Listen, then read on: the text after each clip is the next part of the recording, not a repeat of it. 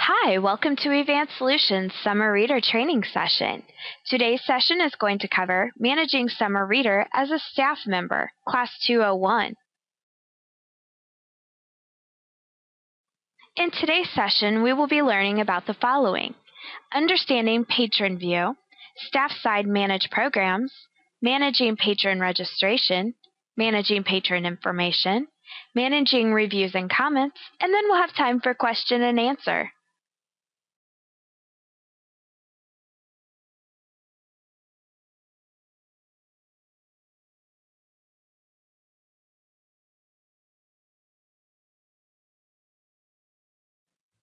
Let's begin by understanding the Patron View. To do this, we're going to use my Summer Reader programs that I have created in my test case system. So the first program that we're going to look at is going to be the Youth Summer Reader program. And I'm going to go ahead and select me for sign up. Once I go into the registration for the Youth Summer Reader program, you will notice that there are a series of fields that can be populated by the patron. The first thing that I do want to point out is that there are required fields, and those are marked by the asterisk next to that field. Now, those fields are required by the library themselves, so these are modified by you.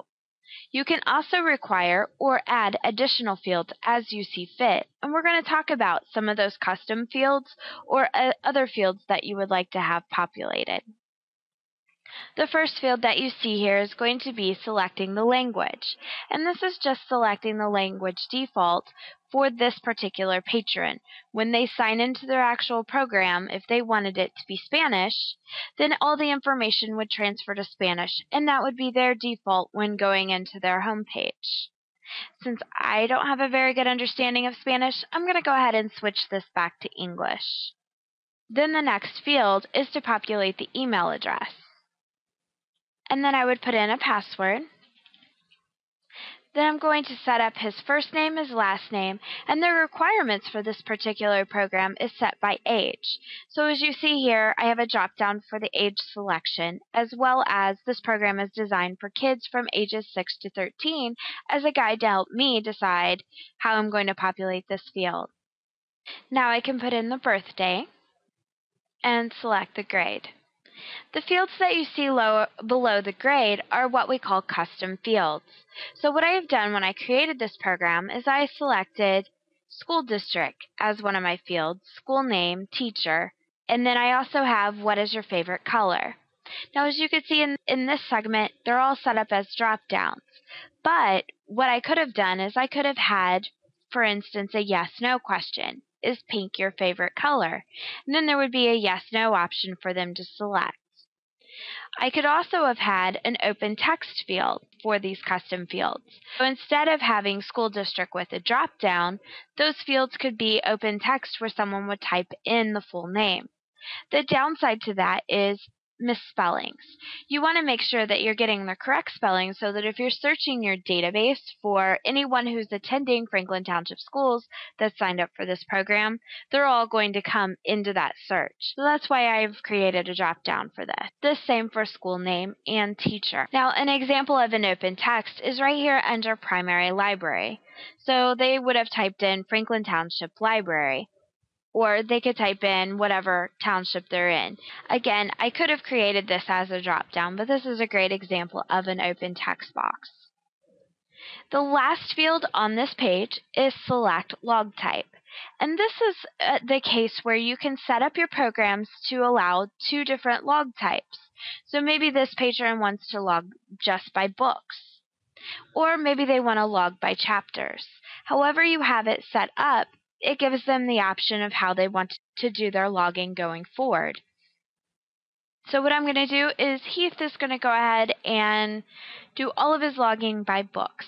Once I set up my log type, the patron goal, if it is set up on your end, is going to appear. And this just allows the patron to have goals that maybe exceed or better your goals. Maybe they have their own personal goals that they want to go ahead and put in. So I'm going to say that Heath is going to go ahead and read 10 books. Once I'm done with the page, I select Save, and then it'll give me a reference that says the email address and also my password.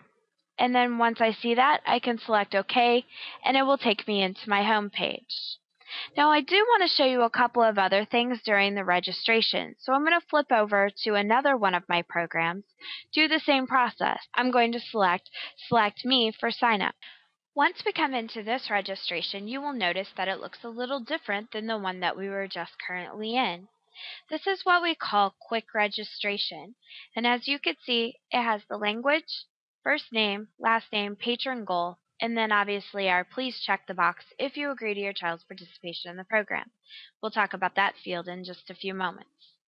But under the quick registration, because we are asking such limited information, the patron will not be able to do any logging of their books or chapters or whatever was chosen in the logging type. They will need to come into the library, speak to a staff member, and complete the registration. So if the patron was to come in here, put in their first, last name, patron goal, and select save, there's no way for the system to know their username, their password, or even their library card, because that information wasn't collected. If they wanted to complete the full registration online, all they have to do is click here on the yellow bar, where it says click here to do full registration, required to log your books online. Once I do that, all of the fields that are requested by the library open up for the patron to complete. Outside of what we had already talked about in the other registration, there's a couple of fields that I do want to point out that your library has the option to do. For instance, add information to Facebook. This is a great advertising tool. So when your patron signs up for a program, when they log a book, when they make a review, that information will go out to Facebook, and it will display that the patron signed up for whatever summer reader program, give the name, give the library's name, and then they're also able to set a status for their Facebook page. This is a great way to get free advertising. I highly recommend turning this feature on when creating your program. The other field that I wanted to point out is please check the box if you agree to your child's participation in the program. I just wanted to note that this does not send an email out to the parents to let them know that their child is signed up for this program. All they're doing is checking the box stating that they have went and told mom and dad that they have signed up for this program. Other than that, all the patron would do is select save, and then you would be within their home page. Once the patron registers, they're taken directly into their home page. And this right here is a great example of the Facebook integration. If you have that program turned on and you have it set to yes, you want it to go ahead and post to their Facebook site when they register, this is the box that will appear in their home page once they enter. So they're able to put in their message about whatever the program is. Then the rest of the information is populated by you during the setup. For today, I'm going to go ahead and skip. I'm not going to put this on my Facebook. Once I close that page, the rest of the information looks very similar to what we were seeing on the main page of the program. We have our hot new links, we have reviews, we have important messages, but the new area is going to be the Activity Center. Over here in the Activity Center, it's going to display the progress of where the patron's at within the actual program. So as you're reviewing, you will see I have 0 hours that I've logged so far in this program, and it tells me the status of how I can earn my next prize. Then it tells me how many days are remaining in the program, and then the date of the end of the program. It also gives me a nice progression bar showing me what the percentage is that I've already completed for my program goal as well as my patron goal. The buttons up at the top, we have the log out feature. If I log out, it's going to take me to my library's homepage if that's what you have set up in your program. The library homepage button will take me directly to the library's homepage. Add view log is going to allow me to add a new log, or I can view any of my previous logs. The My Info button will only appear if this is a password-protected home page. So when you're setting up your program, you have the option of setting up your programs with passwords or with no passwords. And as you can see, this one obviously is password-protected. By going into My Info, the patron has the option of modifying any of the information that they had set up during the registration. They can also update any fields that they didn't know the answer to or that they just didn't answer during that registration. The other thing that they can do is they could change their password. So by selecting the Change Password button, it allows them to just type in a new password. Once they do so, they would select Save, and then the password has been updated for this program. Once they're done modifying, they would obviously select Save, and then they're back into their home page. Now that we're back on Mary's homepage, let's go take a look and see how Mary's going to log her program progression. To do so, I'm going to click on the Add View Log button.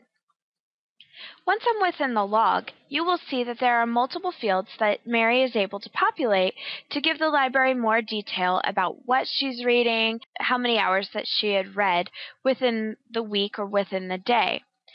This information is all driven by the library. You are able to require specific fields, you're able to add fields, and you're also able to add customized fields. If you wanted a little more detail about what she's reading to make sure that she's really doing the work, you could add a custom field that says, describe what you're reading, or give me more detail.